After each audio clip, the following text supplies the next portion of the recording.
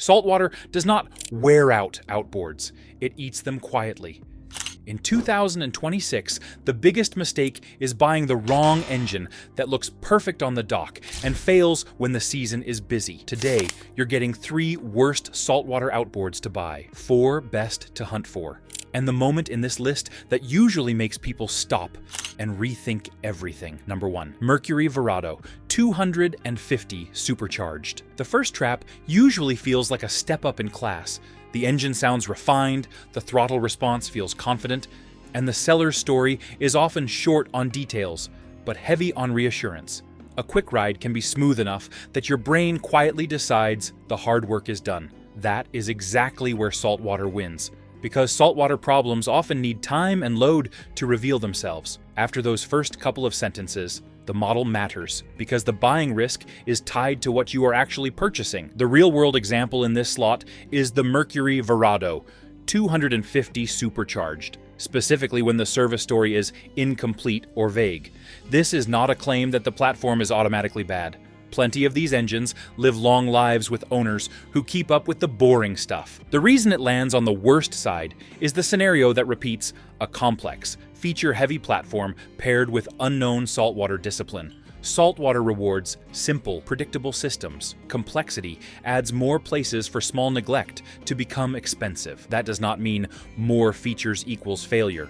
It means more systems equals more ways for saltwater to quietly create future work. A seller can do a short demonstration and never push the engine into the conditions that reveal restricted cooling flow, a marginal water pump, corrosion starting at hidden joints, or electrical issues that only appear after vibration and heat. The buyer leaves believing they purchased certainty.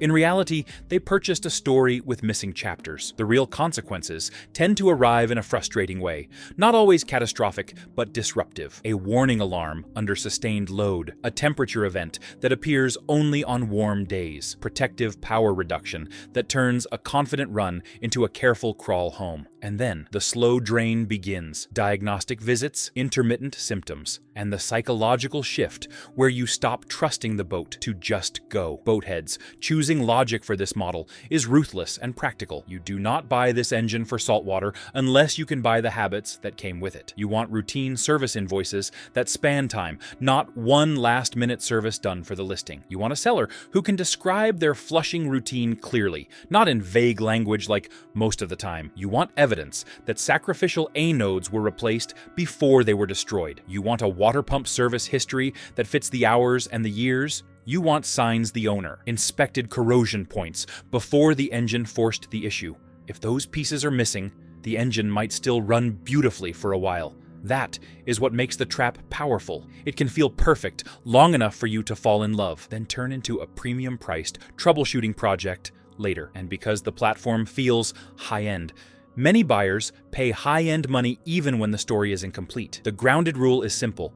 Do not pay premium pricing for mystery history. If you cannot verify the maintenance pattern, you price it like a gamble, or you walk away. Let someone else be the person who learns what the previous owner did not do. Number 2, Evinrude E-Tec Generation 2300. The second trap does not usually show itself at purchase. It waits.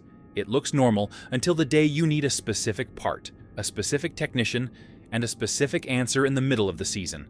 That is when buyers learn the difference between "this engine runs" and "this engine is supported." Saltwater ownership is a long game, and support is part of reliability, whether people admit it or not. Now, the model matters because the risk is tied to the product line's future. The real-world example here is the Evinrude E-Tec Generation 2300.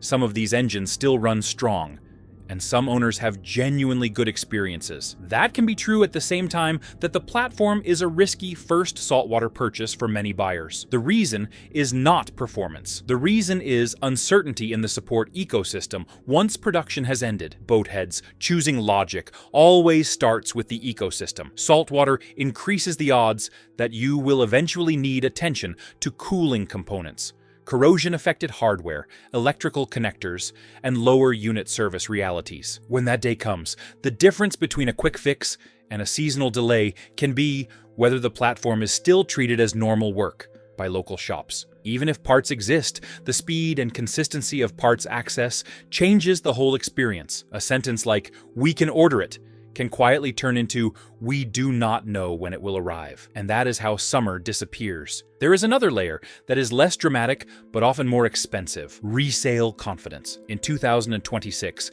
many used buyers ask the uncomfortable questions early. They are less willing to gamble on platforms they perceive as harder to support long-term. That means offers can be lower, buyers can be fewer, and selling can take longer. You can lose money without a single mechanical failure, simply because the market does not want uncertainty. This is why the first-time saltwater buy phrase matters. If you are an experienced owner with a known specialist shop, a dependable parts source, and comfort owning something that might require patience, the decision can still be rational. In that case, you are not buying blind, you are buying into a plan. But if you are new to saltwater and you rely on mainstream dealer turnaround, this is a common way people buy a strong running engine and still end up frustrated.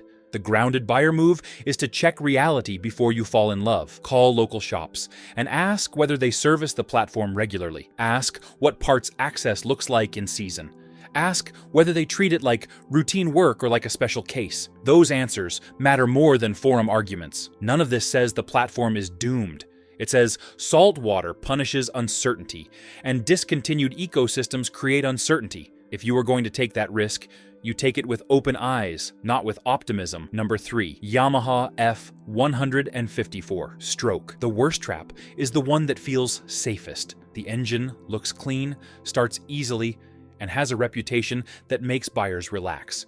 People assume a respected platform equals a respected history. Saltwater is where that assumption becomes expensive, because saltwater damage is often invisible until it is not. After those opening sentences, the model belongs here, because it proves a key boathead's rule. The same model can be a best buy or a worst buy, depending on the receipts. The real-world example in this slot is the Yamaha F154 stroke, when it is sold with vague maintenance and no proof of saltwater discipline. This is a respected platform, which is exactly why it becomes a trap. Buyers treat the badge like documentation.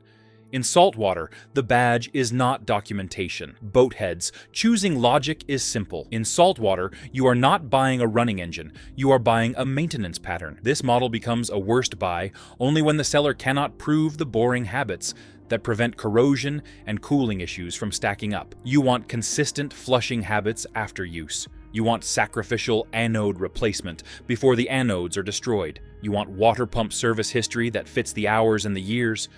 You want lower unit service records that show the owner paid attention. You want corrosion inspection habits that sound routine rather than reactive. When those pieces are missing, the consequences can arrive later and feel unfair. Cooling restriction can hide until sustained load on a warm day. Corrosion can form around brackets and fasteners and turn routine service into a fight. Electrical corrosion can create intermittent symptoms that disappear whenever you try to prove them, which makes diagnosis slow and expensive. None of this is guaranteed. That is the danger. The engine can seem perfect right until it is not. This is also where buyers get fooled by appearance. A clean cowl often means the owner cared about cosmetics. It does not automatically mean the owner cared about internal flushing or anodes. Cleaning is visible. Discipline is not. Saltwater punishes the gap between those two. A grounded buyer treats proof like part of the purchase price. Ask for service invoices across time, not just one recent invoice. Ask when the water pump was last serviced and who did it. Ask what the anodes looked like at the last replacement. Ask how the engine was stored. Then listen to how the seller answers. Sellers with real habits answer calmly and specifically. Sellers with stories answer vaguely and emotionally. That is why this is worst number 1. It is not because the platform is weak, it is because the platform is trusted, and trust makes buyers stop verifying. Saltwater does not care what you trust, it cares what you can prove. Number 4, Suzuki DF300B. A good saltwater buy often feels less exciting than people expect. It is not always the loudest choice. It is the choice that makes fewer surprise demands on your time. That becomes priceless in the middle of the season, when everyone is trying to get fixed at once, and the weather is perfect on your day off. Now the model name matters, because this is a real-world platform that many people choose with a practical mindset for harsh marine use. The concrete model here is the Suzuki DF 300B. The reason it lands on the best side is not magic. It is the combination of a current platform, wide real-world use, and a buying logic that fits saltwater. Choose a supported engine family that technicians actually see, and you reduce the odds that a repair becomes an adventure. Boatheads. Choosing logic starts with support, especially when horsepower is high.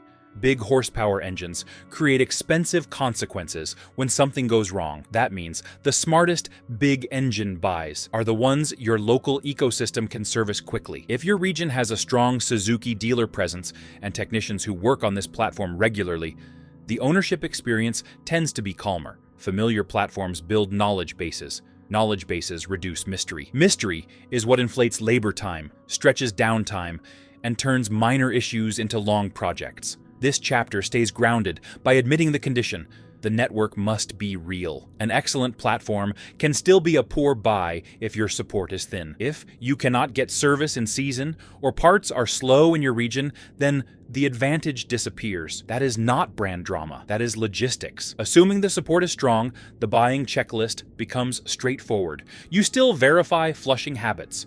You still verify sacrificial anode care. You still verify water pump service. You still verify lower unit service history. You still inspect for corrosion patterns that suggest neglect. The difference is that on a current, supported platform, the path to repair is usually clearer and faster if something does happen. There is also a resale angle that matters in 2026. Buyers are cautious, but they still pay for confidence. A supported current platform with clean history tends to sell with less suspicion than platforms with uncertain futures or unclear stories. Again, not because nothing ever breaks, because the market believes problems are solvable. This is not a promise of perfection, it is a strategy. Match a modern platform to real support and a clean maintenance story, and you usually avoid the ugliest surprises. If you want more breakdowns that stick to real models and real ownership consequences, hit like and subscribe, because the next chapters are built to help you buy once and not regret it later. Now we flip to the underdog chapter, dealers quietly respect, because it prevents the calls nobody wants. Quick comment question: do you run a backup plan on your boat, yes or no? And what's the farthest you've had to get home without full power? Mercury ProKicker 15. The smartest saltwater decisions are often the ones nobody brags about. They do not raise top speed, they lower fear. They change what happens when the main engine has a bad day. And if you listen closely to experienced offshore owners, you will notice a pattern. They build redundancy, even if it looks boring. Now the model belongs here because this chapter is about a specific auxiliary setup that shows up repeatedly on serious boats. The concrete model is the Mercury ProKicker 15, used as an auxiliary kicker, not as the main motor. This fits the boathead's small engine rule perfectly. Small outboards do not carry the whole story well, but they become powerful when framed as the underdog that outperforms big engines in the category that matters most when things go wrong: getting you home. The choosing logic is grounded. Main outboards can throw warnings, reduce power, or develop fuel issues at the worst times. Saltwater increases the chance that small issues become urgent. In those moments, a properly rigged kicker turns a tow situation into a controlled ride. It does not need to be fast. It needs to start, push, and steer in real conditions, not just on a calm day. This is where people get it wrong, so the chapter stays practical. A kicker only earns Best Buy status if it is installed and used like a system. Mounting must be solid. Propeller choice must match pushing, not speed.